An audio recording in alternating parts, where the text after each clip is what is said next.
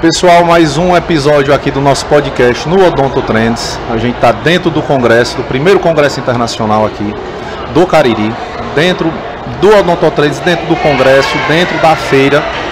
E a gente está aqui presente com simplesmente uma das mulheres mais capacitadas dentro do Brasil, isso a gente pode se orgulhar em dizer.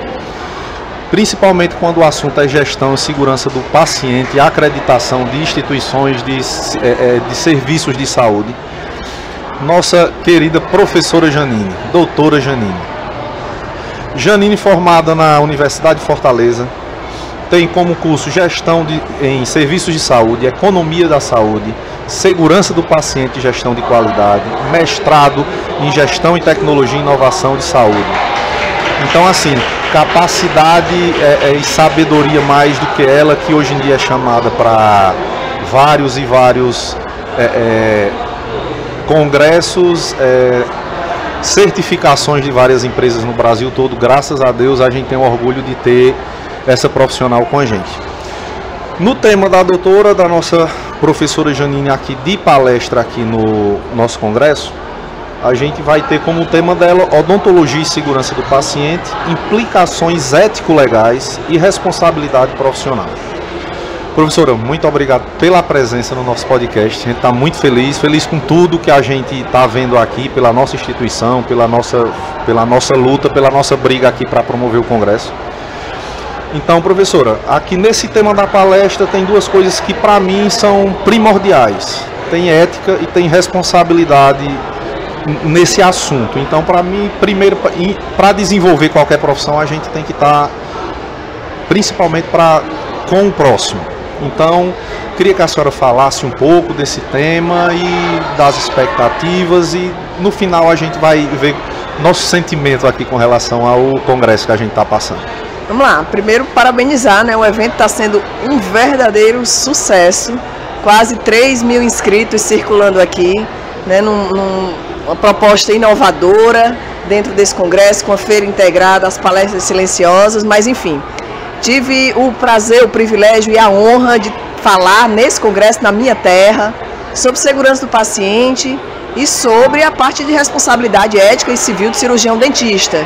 E esses temas eles fazem super link, né? Então a segurança do paciente é o que eu promovo de melhor para o meu paciente, né? E a ética e a responsabilidade civil é tudo que eu preciso trabalhar na segurança do paciente para que eu, enquanto dentista, me proteja.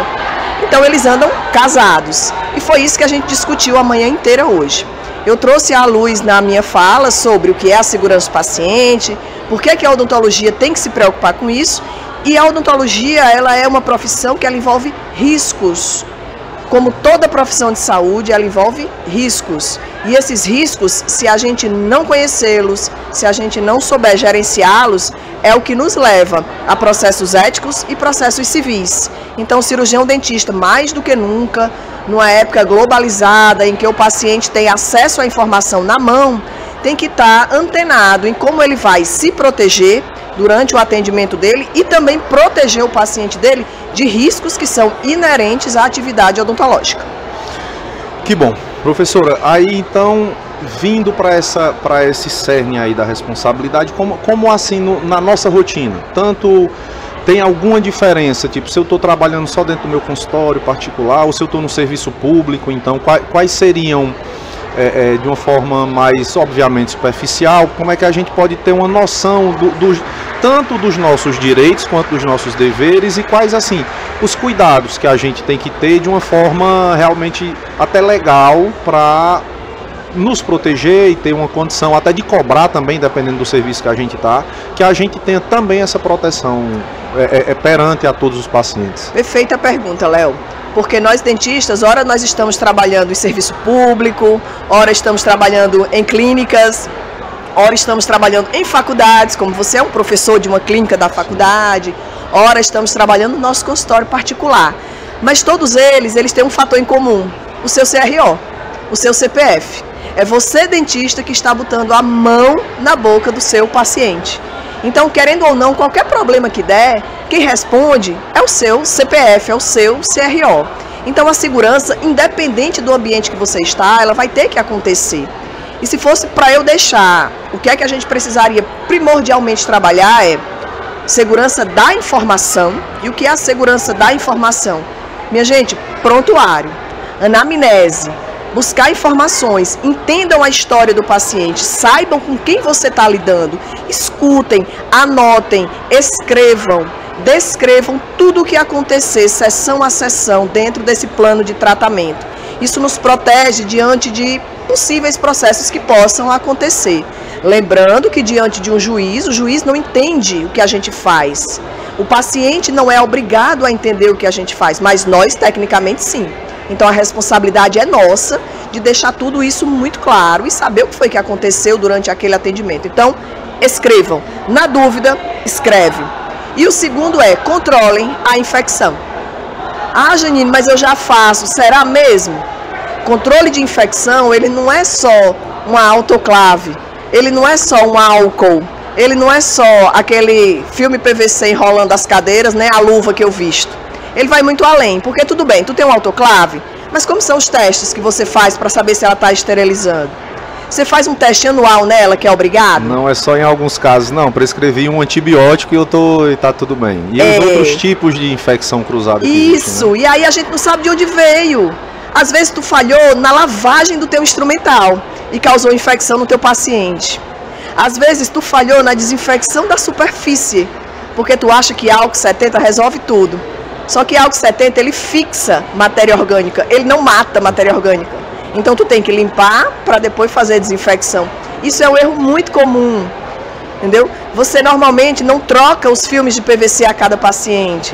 Quem gosta de usar o jalequinho de pano, passa a semana todinha com o mesmo jaleco, acumulando as bactérias da semana inteira de atendimento, passando de um para o outro. Então assim, são coisas elementares da rotina do dia a dia que podem chegar nessa infecção.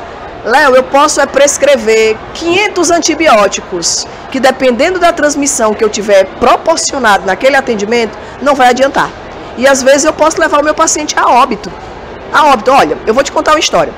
Há 15 dias eu acompanhei uma notícia de um médico, cirurgião plástico, que passou 3 meses hospitalizado e ele foi devido a um procedimento restaurador. E eu fiquei invocada com aquela história de uma restauração. Aí eu fui ler, né? Fui analisar o caso. Ele fez uma restauração que ficou com um acabamento ruim e ela machucou a mucosa, a bochecha. E esse machucado abriu uma úlcera que foi uma porta de entrada de uma infecção. O cara teve uma infecção por essa porta de entrada, essa bactéria migrou para a base cerebral, desenvolveu um abscesso e esse cara entrou em coma. Foi para a UTI, teve que fazer cirurgia, uma série de coisas. Uma restauração. Então eu costumo dizer que o dentista às vezes não mata, mas normalmente ele aleja. Ele só não sabe, né? No mínimo ele maltrata. Mas muito. Então assim, às vezes o coleguinha termina mandando para o outro e o outro colega é quem vai descobrir o problema que aconteceu. Então não negligenciem os passos do controle de infecção. Não deixem de anotar até o espirro que o paciente der no seu consultório.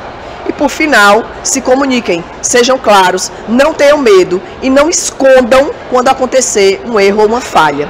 O melhor dentista não é o que tem a melhor técnica, mas é o que tem a melhor relação com o seu paciente. Isso é vínculo, é confiança. Técnica, todo mundo vai desenvolver. Agora, vínculo, confiança, transparência, não é todo mundo que consegue. Esse é o dentista de alto valor, esse é o dentista de excelência, esse é o dentista que o paciente volta mesmo tendo acontecido um erro. Você foi claro, você jogou limpo com ele está entendendo que você está ali com ele para o que der e vier, mesmo tendo acontecido uma falha. Até porque biologia não é matemática. Na biologia, né, no corpo humano, na fisiologia, 1 mais 1 nunca é 2. Nunca. Então o que eu implico em você não vai dar certo no Elmiro, não vai dar certo no Marcondes, não vai dar certo na Bárbara, né? Não vai dar certo na galera em geral. Eu tenho um fluxo, eu tenho um protocolo, mas nem sempre a gente replica, porque não é indústria nem é linha de montagem. Se fosse assim, Léo, era muito fácil. Era só fazer um recall. Exatamente. Deu erro, volta, eu fiz errado, aí refaz. Cara, mas não tem como você desextrair um dente. Não tem como você desfazer um implante ou desfazer um canal. Não tem recall na saúde. E algumas vezes não tem como você desfazer uma infecção que pode gerar uma sequela muito maior no paciente. Uma sepse, o paciente morre de infecção pós-operatória ou até um procedimento como esse, que era uma restauração, mas ficou machucando e tá aí. O cara passou 3 meses internado, ele entrou em coma por um abscesso cerebral, por uma porta de entrada aberta por uma restauração. E como você falou, tipo, fora, não adianta também você ter toda a documentação do mundo, ter termos de risco para uma cirurgia, como você disse, que se você não tem uma conversa clara com o seu paciente, é sincero, tem um acolhimento independente da situação, às vezes tem paciente que com uma boa conversa você consegue contornar uma situação que poderia até se agravar, tanto em termos de saúde, que às vezes um paciente, se você não tratá-lo bem ou tiver um bom acolhimento, às vezes ele tá com problema, te liga, mas você recebe ele tão mal que ele diz, não vou nem voltar para ele não, vou atrás de outro lugar. Então aí nessa ida para outro lugar que ele tenta resolver com outra pessoa, ou agrava, ou a pessoa também não cuida porque diz o problema não é meu, o problema é de outro. Então realmente assim, essa questão do acolhimento, da questão da troca de confiança, às vezes vale mais do que muito documento ou muitas outras coisas, né? Muito mais. Me diz uma coisa, então assim, abri hoje meu consultório, se for particular. Primeira coisa, montei minha salinha linda, maravilhosa, montei minha central de esterilização, tudo, tá tudo novo, começar hoje. O que poderia, tipo, para nossos formandos, recém-formados, pessoal que vai se formar? Não, eu quero me proteger, quero proteger meu paciente inicialmente. Quais são os conselhos que a doutora Janine vai me dar para dizer, não, você aqui vai trabalhar numa margem de segurança boa para você, para o seu paciente, como é que a gente deveria, pronto, um checklist para você fazer, vai entrar seu primeiro paciente aqui no consultório, conselhos, dicas que a gente pode ter. Vamos lá, estruture seu prontuário, pelo amor de Deus, estruture o seu prontuário. Eu sou clínico geral, foque no prontuário que atenda clínico geral. Eu sou endodontista, prontuário de endodontia. Implantodontista, prontuário de implantodontia. Foca na documentação, primeira coisa. Segundo, termos de consentimento. O paciente tem que estar consentindo o que ele está fazendo, para isso ele tem que entender. Terceiro, protocolos de biossegurança e controle de infecção. E quarto, treine sua equipe. Isso também é muito importante. Treine a sua equipe, porque às vezes você sabe de tudo isso, mas você ou não consegue treinar, não consegue passar, e você paga um erro, por um erro, que a sua equipe cometeu porque ela não sabia. Documentação, controle de infecção, treinamento de equipe. Tudo isso aqui é pilar para uma gestão. Janine, eu não gosto de fazer gestão. Contrate alguém que faça. Hoje em dia tem muita facilidade de contato de internet, de curso online, de treinamento online, de várias coisas. Não tem desculpa, Léo. Não seria desculpa, né? Não tem desculpa. TikTok, YouTube, Instagram, documento no Google que você baixa, modelo de tudo, enfim, pacotes de documentos, não tem desculpa. Mas não negligencie. Não comece sua carreira errado, não comece frágil, já comece forte. É bíblico, não tem uma história na Bíblia que diz que você não pode erguer a casa na areia, que ela cai, você tem que erguer na rocha. Então vai começar, erga seu consultório na rocha. Processos seguros, protocolos, documentos, termos de consentimento, biossegurança, controle de infecção, treinamento de equipe, gestão. Simples assim. E a gestão, justamente o que a gente martela muito lá na instituição, no SECAP, tem muito...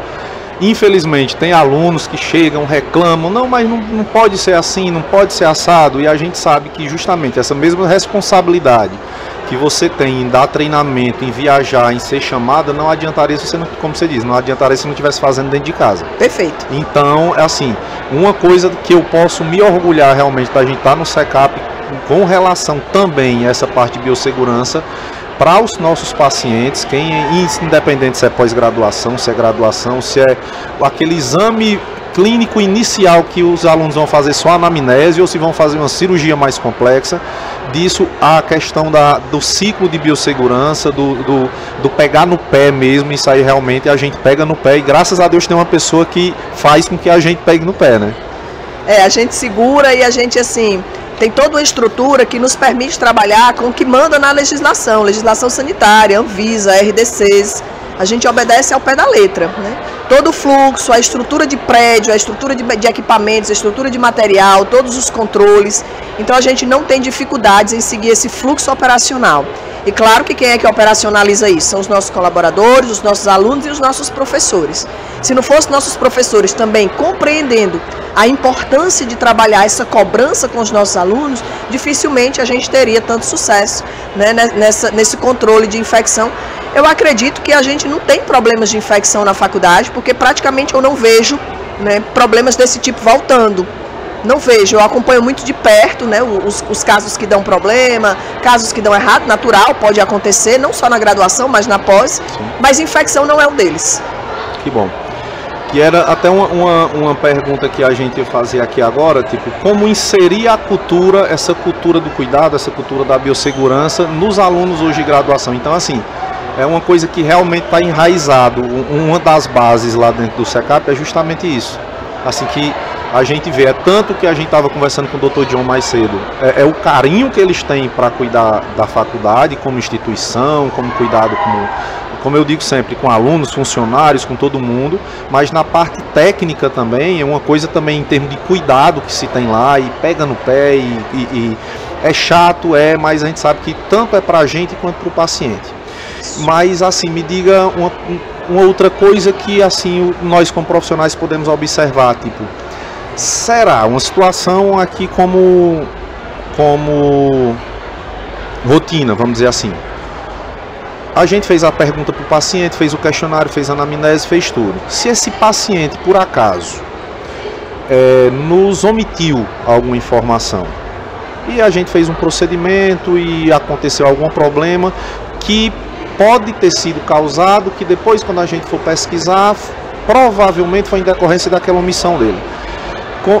Tudo bem, não vai nos causar um problema, vamos dizer, a gente deu assistência para o paciente e tudo, mas como a gente poderia melhorar um pouco essa questão dessa arguição do paciente na anamnese, para que realmente não fique nada com ele? Seria tipo uma outra forma de pergunta, ou tipo demorar mais essa conversa, ou tipo não fazer de uma vez só, numa consulta só, essa anamnese, tipo esperar o paciente ficar mais à vontade com você, como dicas com relação a essa rotina da gente?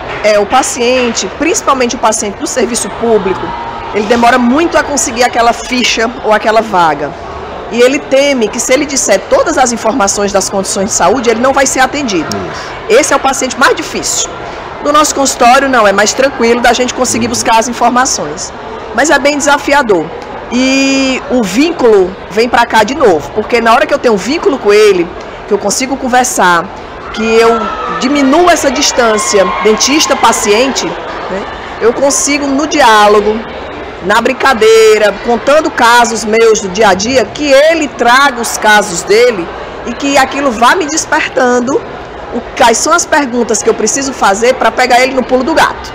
Então assim, ai meu Deus, hoje de manhã eu esqueci de tomar o meu medicamento para não sei o que, não aguento mais, eu tomo uma mão cheia de medicamento. Aí nessa hora, geralmente ele diz assim, eu também tomo, esqueci o meu hoje. Eu digo, ai toma, e aí, você toma o quê? Toma remédio para quê? E nessa brincadeira, nessa conversa, trazendo uma rotina minha, um exemplo meu, uma coisa que acontece no dia a dia, ele vai soltando algumas coisas que faz com que você conduza essa conversa. Anamnese não é um questionário de pergunta e resposta. Anamnese é uma investigação. E o paciente, ele pode omitir, ele pode esquecer, ele pode achar que não era importante. A gente já teve paciente fazendo uso, por exemplo, de aledronato de cálcio, que ele disse que tomava só um cálciozinho. Só um remedinho para os ossos. Só um remedinho para os ossos. E a gente sabe o problema que isso é e que isso nos traz. Mas como é que a gente descobre? Conversando. Pois me conte mais sobre esse remédio, tu toma pra quê?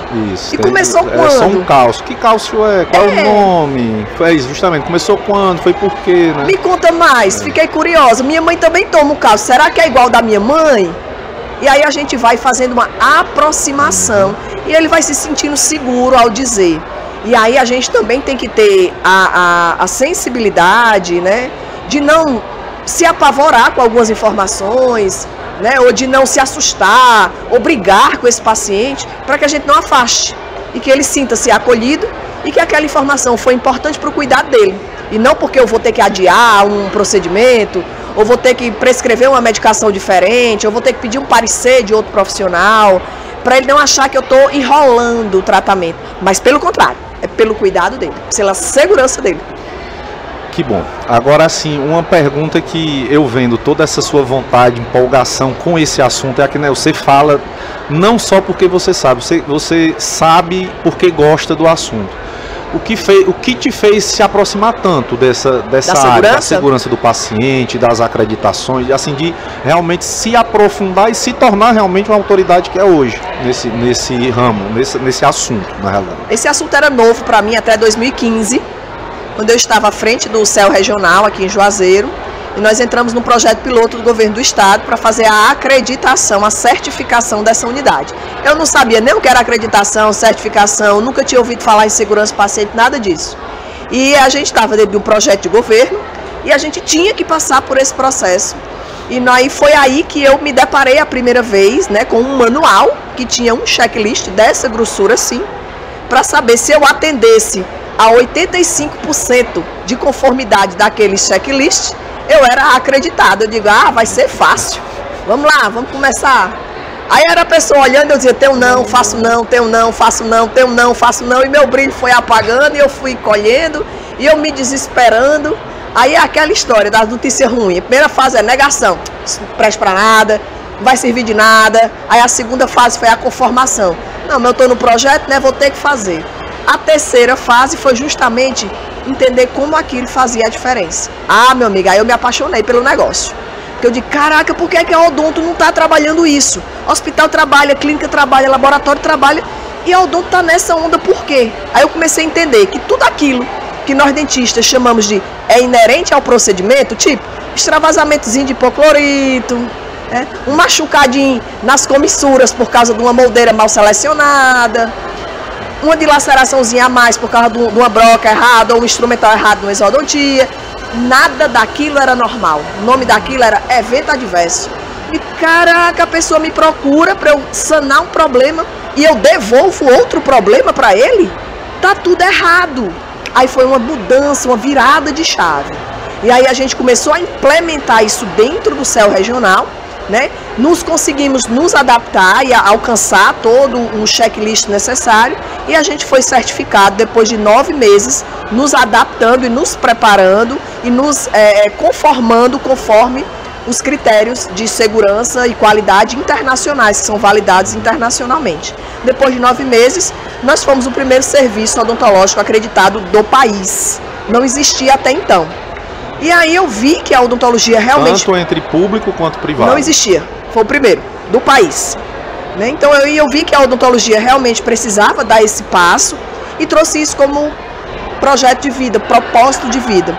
Me tornei avaliadora, hoje eu avalio os serviços, e não são só odonto, porque a odonto ainda não engajou, mas por conta dessa experiência que nós tivemos que adaptar muita coisa, faço parte hoje de grupos de trabalho na Anvisa, grupos de trabalho na ANS, né? Sou coordenadora do grupo de trabalho da SOBRASP, que é a Sociedade Brasileira para a Qualidade e Segurança do Paciente, né?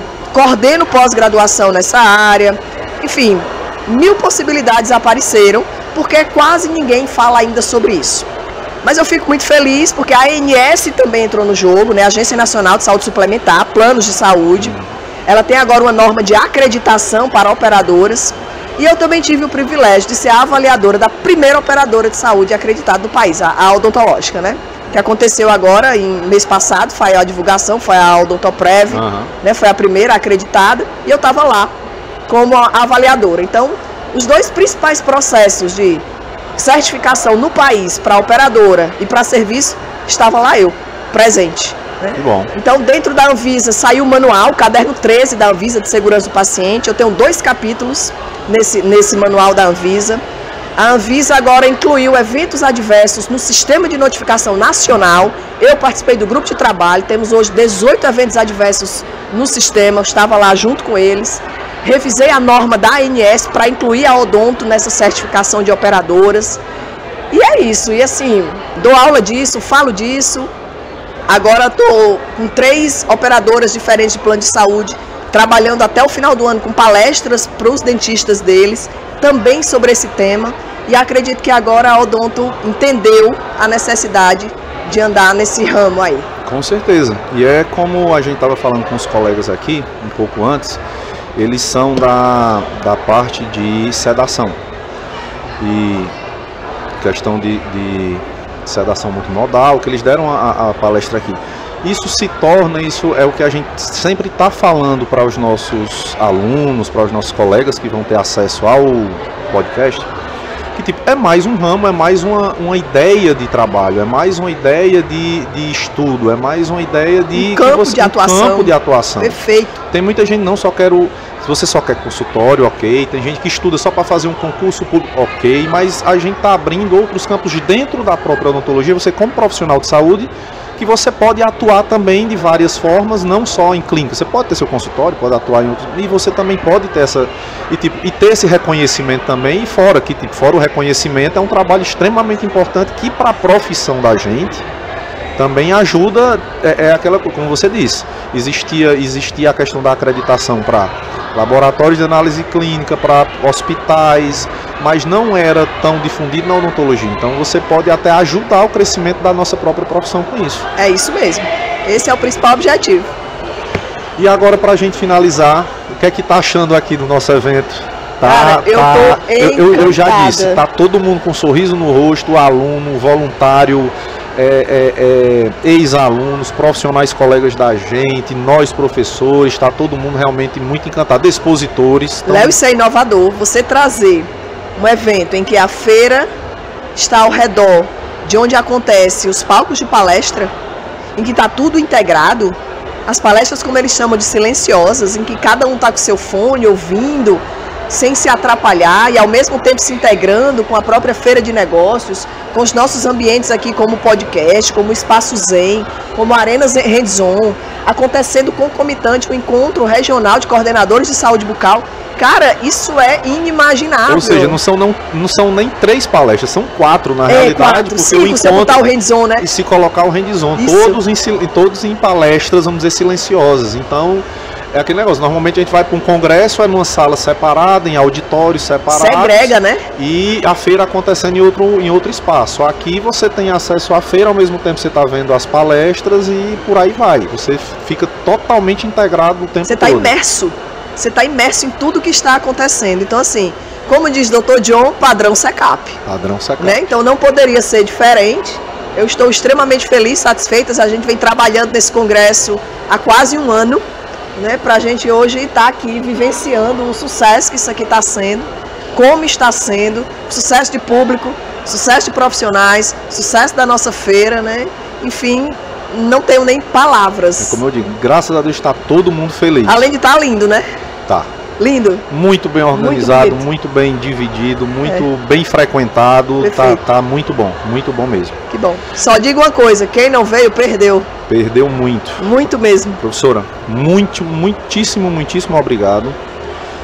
Vamos continuar com nossas outras entrevistas aqui nesse podcast, que realmente a gente está, como eu digo para todo mundo, a gente está aqui no meio da feira, está cercado de vidro, todo mundo passando, olhando, realmente Isso. É uma coisa muito diferente e que foi uma realização realmente para a região, não foi só para o SECAP. O SECAP está agindo como um promotor do evento, porém a gente trouxe desde o que Dr. John imaginou lá atrás em trazer os cursos de pós-graduação para a gente não precisar viajar para capitais, para outros estados. A gente está trazendo um evento aqui para dentro da nossa cidade em que realmente não deixa a dever para congresso nenhum em termos de feira, em termos de conteúdo.